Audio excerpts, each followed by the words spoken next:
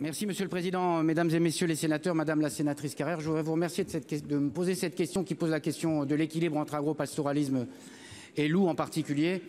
J'étais, comme vous le savez, en fin de semaine dans le Doubs, puis dans Savoie, enfin dans les deux Savoies, pour évoquer en particulier cette question qui est très prégnante. Nul ne peut évoquer cette question, et vous avez raison de le rappeler, sans souligner, quand on est auprès des éleveurs, j'ai été rencontrer un éleveur qui venait d'être prédaté, le sentiment de détresse, le sentiment d'impuissance et le sentiment d'incompréhension qu'ils ont de la prédation et de la menace que ça fait peser sur eux. Deuxième élément, rappelez quand même que le pastoralisme, vous l'avez dit, pour des questions touristiques, mais c'est un modèle qui est un modèle exemplaire aussi en termes de biodiversité. Il y a besoin de préserver la biodiversité du loup, mais il y a aussi besoin de préserver les autres formes de biodiversité qui sont garanties par les activités de pastoralisme et d'agriculture extensive. Alors comment nous pouvons agir? D'abord, le président de la République l'a rappelé dans votre département cet été. L'idée, c'est qu'au niveau européen, nous travaillons sur le statut de l'espèce à partir de données scientifiques.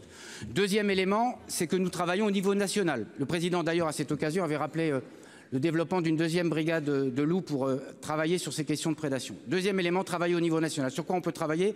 Avec mon collègue Christophe Béchu et avec Bérangère Couillard, nous travaillons sur ce sujet dans le cadre du plan national loup, ou à l'extérieur, de travailler sur des modalités de simplification pour effectuer les prélèvements réellement, simplification dans les procédures d'indemnisation. Trop souvent, l'indemnisation ne tient pas compte de l'ensemble du préjudice qui est porté. On n'est que sur les animaux prédatés, mais pas ceux qui sont perdus ou la perte génétique, et ça c'est un élément qui est important. Troisième élément, travailler sur un dénombrement qui fasse l'objet d'un consensus, puisque c'est à partir de ce dénombrement que les prélèvements sont effectués, 19% de la population recensée.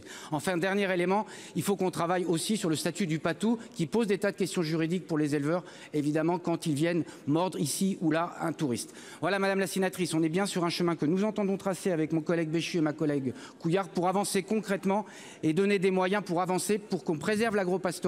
On le doit aux éleveurs et on le doit à la biodiversité, mais à toute la biodiversité. Merci.